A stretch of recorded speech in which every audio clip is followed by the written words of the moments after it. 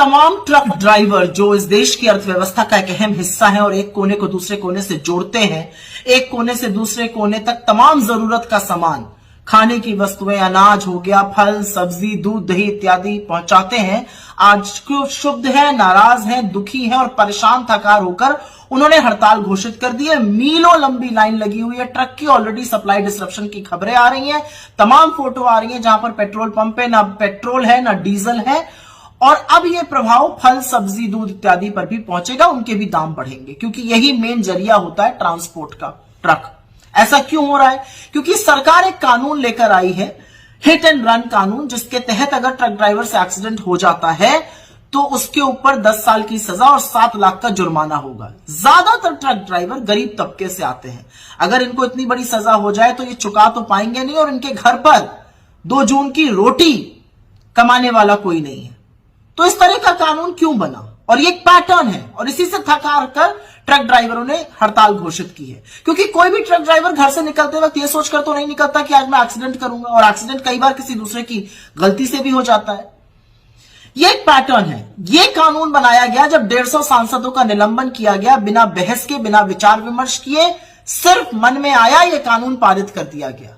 यही किया गया था नोटबंदी के साथ। शाम को 8 बजे आके कह दिया था रात को 12 बजे से नोटबंदी हो जाएगी। लोगों को अपने ही पैसा लेने के लिए लाइन में लगा दिया, अर्थव्यवस्था चौपट कर दी। जीएसटी में भी यही हुआ। गलत सलत जीएसटी लठैतों की तरह से व्यापारियों को प्रताड़ित करने के लिए लागू कर दिया गया था। काले कानूनों के साथ, कृषि कानूनों के साथ भी यह हुआ। मुंह की खानी पड़ी, लेकिन 750 किसानों की शहादत हुई और 1.25 साल तक किसान अपने हक की मांग करते रहे खुले आसमान के नीचे बैठकर। यही हाल अग्निवीर योजना का भी है, देख रहे हैं उसका परिणाम। और यही हाल लॉकडाउन का भी था।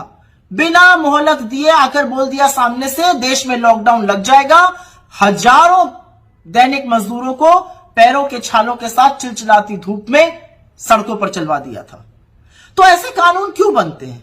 क्योंकि यह सरकार ना विशेषज्ञों की राय लेती है, ना जो प्रभावित तबका है उससे विचार विमर्श करती है। ऑपोजिशन तो बहुत दूर की बात है, विपक्ष से चर्चा करना तो बहुत दूर की बात है। संसद की समितियों तक की कानून जाते हैं, सेलेक्ट कमेटी ना स्टैंडिंग कमेटी। ये एक पैटर्न है।